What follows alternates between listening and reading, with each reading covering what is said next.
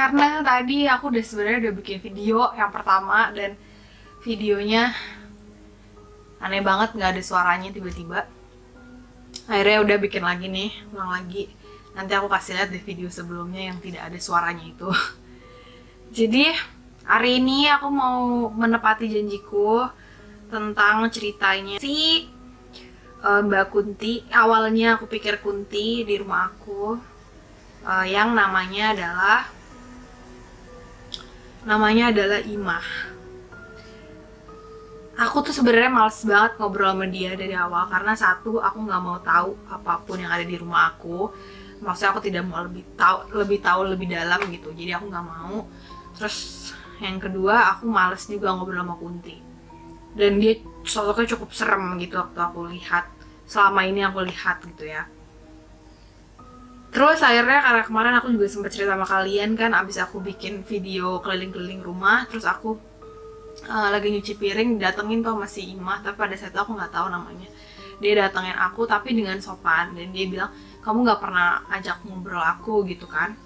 Terus aku nggak ngegubris, aku malah kayak jawab, ya ngapain aku ajak ngobrol kamu gitu, karena aku tuh punya trust issue sama Kunti. Terus aku nggak tertarik juga ngobrol sama mereka. Sampai akhirnya karena aku cerita sama kalian, sekalian banyak yang nagih sama aku mana ceritanya. Ya udah akhirnya sebenarnya dari kemarin tuh udah mau bikin, cuman entah kenapa aku tuh males banget. Akhirnya baru sekarang nih bikinnya. Baru sekarang juga ngobrolnya tadi. Terus ya udah akhirnya aku ngobrol sama dia. Awal-awal aku agak keras. Maksudnya aku agak galak sama dia karena aku merasa susah untuk percaya sama Kunti dan memang harus dikubrok-kubrok banget sampai kita tahu sebenarnya. Sampai pada saat aku tahu, aku agak tone down karena aku sedih gitu dengar ceritanya. Bukan dengar sih, lebih tepat. Jadi awalnya gini, akhirnya aku ajak ngobrol kan, aku tanya, kenapa kamu bisa sampai di sini? Kamu emang dulunya dari mana? Gitu kan. Terus dia ngasih tunjuk tempat dia dulu hidup itu, tempatnya bagus banget, maksudnya masih banyak sawah, terus sejuk banget, tempat itu ada gunung-gunung juga. Dan sempat kayak sekelibat di kepala aku tuh kepikirnya adalah Bogor gitu, cuman kan aku nggak tahu karena dia sendiri juga nggak inget gitu nama tempatnya itu apa gitu. Ya udah, terus dia cerita bahwa meninggalnya adalah karena dibunuh tentara Jepang. Terus karena aku punya trust issue tadi, aku jadi lebih memilih untuk yaudah deh gue lihat sendiri aja, boleh nggak gitu kan. Terus akhirnya ceritanya benar gitu bahwa dia dibunuh tentara Jepang, dia diperkosa sama tentara Jepang. Dan aku pada saat aku lihat agak miris sih. Ada beberapa orang yang nggak kuat yang ngeliat kayak gitu, cuman kalau aku, puji Tuhan, aku emang tipe yang lumayan kuat ngeliatin gituan gitu. Jadi aku ngeliat dia tuh posisinya gini, jadi dia kayak ada, bukan rantai sih, itu kayak gimana sih, kayak buletan tapi bukan borgol juga, itu dari besi. Jadi di tangannya digituin kanan kiri, terus dia diikat gitu kayak ke samping. Terus wah itu bajunya dibuka, dia diperkosa. Terus tapi pada saat bajunya dibuka, pada saat dia nggak pakai baju, aku ngeliat perutnya tuh agak belendung gitu, kayak ada baby bumpnya gitu. Terus aku agak bingung gitu kan, kok hamil, dalam keadaan hamil gitu kan.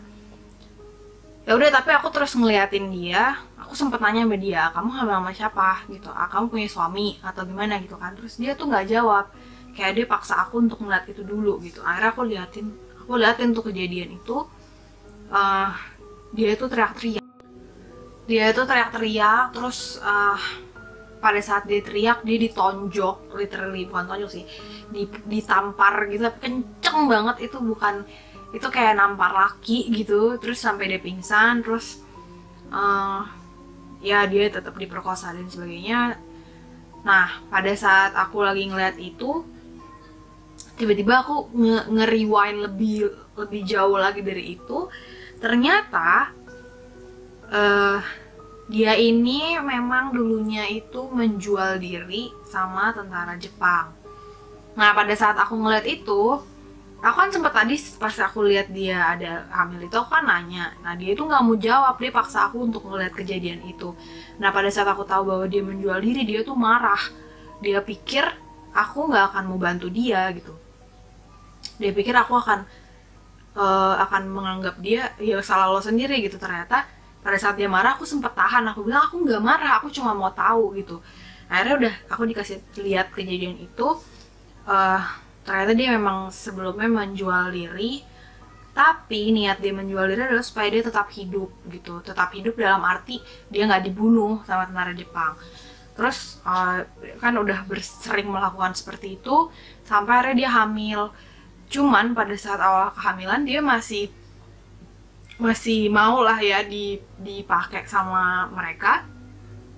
Terus sampai udah hamil, udah mulai agak gede tuh, tadi baby bumpnya udah kelihatan. Pada saat udah gitu kan mungkin aku nggak ngerti, mungkin ada hormon atau apa yang membuat dia udah nggak mau lagi gitu, udah nggak pengen lagi. Nah pada saat kayak gitu si tentara-tentara ini kan marah karena kan mungkin dia pengen gimana lah, nggak ngerti pokoknya. Akhirnya si Imah ini merontak gitu karena kesakitan, karena dipakai gitu kan sakit karena dalam keadaan hamil. Dia meronta-ronta, that's why dia dirantai itu tangannya gitu. Terus pada saat dia ditonjok tadi dia pingsan, terus dia kebangun. Ternyata pada saat itu dia kebangun, terus ternyata dalam keadaan itu dia pendarahan. Aku nggak tahu siapa itu efek dipukul atau karena dalam keadaan hamil tetap dipaksa seperti itu. Pokoknya dia pendarahan dan dia kesakitan gitu. Jadi teriak-teriak terus, kesakitan, minta tolong. Tapi si tentara-tentara ini nggak ada yang mau nolong dia, malah perutnya itu ditendang. Nah perutnya ditendang dan ditinggalin. Dan pada saat perutnya ditendang kan si Ima ini pingsan. Terus dia sempat kebangun dengan keadaan lemes, sudah kurang darah lah ya kayak gitu, udah keguguran lah intinya. Terus ternyata dia tidak diberi makan, tidak diberi minum sama sekali, dan dia meninggal dalam keadaan dia kehabisan darah dan itu tadi kehausan, kelaparan dan sebagainya gitu. Terus akhirnya dia menyimpan dendam yang sangat besar gitu. Karena apa dia dendam? Ternyata kenapa lagi? Oh ya Allah. Ya pokoknya gitu, dia menyimpan dendam yang sangat besar. Bom dia menyimpan dendam yang sangat besar karena ternyata dia masih punya hati nurani yang sangat baik. Dia ternyata perempuan yang sangat baik, bahwa dia tuh tidak ada niatan sedikit pun menggugurkan kandungannya pada saat dia tahu dia hamil. Tujuannya hanya dia pengen melahirkan anak itu gitu, karena dia menganggapnya anak aku gitu kan. Tapi gagal semuanya karena si kejadian itu tadi gitu. Terus aku tanya, kamu gimana bisa sampai ke rumah aku ini gitu kan? Rumah aku ini lama banget kosong. Jadi yang aku lihat nih, kan aku merem gitu ya, kanan kiri tuh gelap banget, itu kayak ruang hampa, dan kupingku tuh dengung. Jadi gelap kanan kiri tuh ruang hampa gitu. Kayak aku tuh bagaikan aku si Imah. Jadi dalam bayanganku ini aku kayak gitu maju gitu sampai menemukan rumah kosong ini gitu, rumah aku ini. Terus ya udah, waktu itu kan rumahnya kosong lama banget sampai diambrukin, rumahnya tuh diambrukin rata, bangun lagi dengan desain yang baru. Terus kita lama nggak pindah, terus setelah dibangun tuh lama nggak pindah, akhirnya pindah. Jadi karena lama nggak ditempatin setelah dibangun tadi kan rusak, direnov lagi, baru pindah ke sini. Nah pada saat selesai direnov tuh ada mbak yang tinggal di sini nungguin rumah kan supaya nggak rusak lagi. Nah mbak itu tuh punya anaknya 2 masih kecil, yang satu bayi. Nah si Imah itu yang membuat dia tidak lagi merasakan dendamnya adalah si bayinya mbakku ini gitu. Jadi dia sering banget ternyata ajak main si anak ini gitu, dan itu membuat dia melupakan rasa sakitnya, rasa marahnya itu, karena akhirnya gue lihat bayi beneran nih gitu. Terus Gak lama kan si Mbak ini pindah, udah nggak ada Mbak, si Mbak itu udah nggak di rumah ini. Terus aku nanya sama Imah kan, kamu kenapa, kan aku sih mikirnya kan biasanya mereka suka ngikutin gitu ya, kamu kenapa nggak ngikut dia gitu, karena kan ada babynya. Terus dia cuma bilang saya udah nggak bisa pindah lagi gitu. Aku nggak tahu karena apa sih kenapa dia nggak bisa pindah lagi ya gitu, cuman aku nggak bertanya dan nggak mau nanya lebih lanjut. Abis itu aku berpikir dia ini kan meninggalnya dalam keadaan tragis ya, bukan karena bunuh diri atau apa. Jadi seharusnya dia udah nggak ada di sini gitu. Dan aku berpikir dia udah lepas gitu, dendamnya tuh udah nggak ada. Nah aku nanya, kamu kenapa masih di sini gitu? Harusnya kamu tuh udah jalan ke Cahaya, aku bilang gitu. Terus dia jawab, saya nggak pernah lihat Cahaya. Terus aku, loh, aku bingung kan kok gitu ya. Tapi akhirnya aku melihat ke dia, ternyata dia itu masih menyimpan perasaan sakit hati, tapi bukan sama orang. Lucu ini, dia sakit hati sama dirinya sendiri. Jadi dia merasa bersalah karena dirinya sendiri. Dan ternyata rasa bersalah itu muncul karena dia merasa ini harusnya dulu gue tidak menjual diri gue ke tentara ini gitu. Kalau gue nggak kayak gitu, sekarang pada saat itu gue fine aja gitu, dan mungkin gue meninggal nggak dengan cara yang seperti ini, harusnya anak itu hidup dan sebagainya gitu.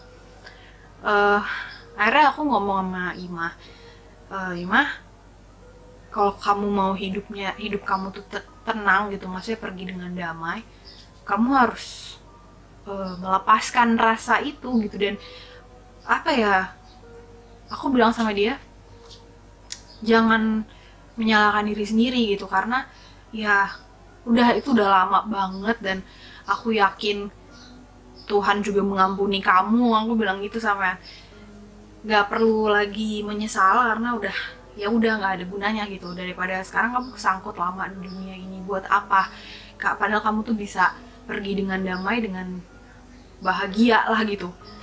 Terus dia ya memang susah sih untuk mengembalikan rasa itu.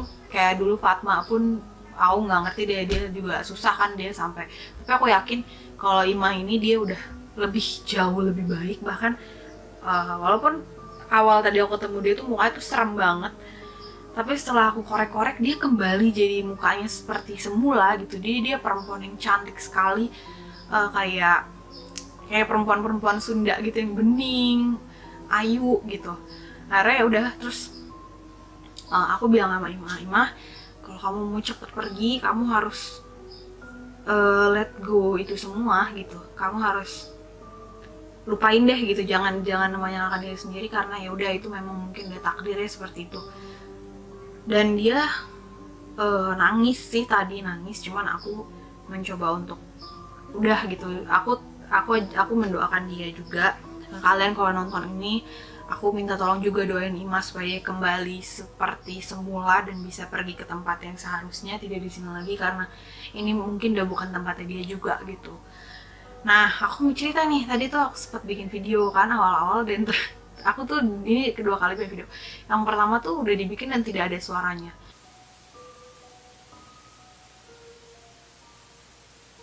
Nah, yang kedua ini tadi di tengah-tengah tiba-tiba kameranya mati dan lowbat, padahal ini baru aku charge sebelum aku bikin video pertama tadi.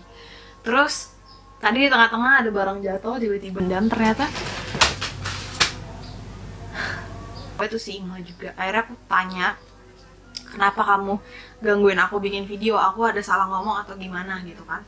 Terus ternyata dia tuh takut diceritain, padahal sebelumnya aku udah izin sama dia, maksudnya aku udah bilang bahwa aku akan ceritain ini ke yang akan tahu cerita ini itu orang banyak, tapi orang banyak juga nggak akan tahu kamu gitu, cuma tahu ceritanya.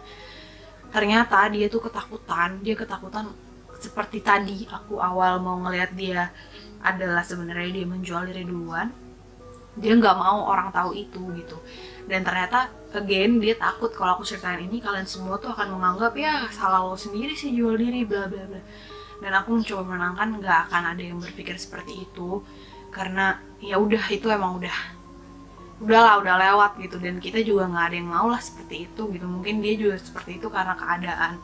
Dan aku pun yang tadinya aku pun baru tahu ya ternyata ada Kunti yang bisa introspeksi diri gitu.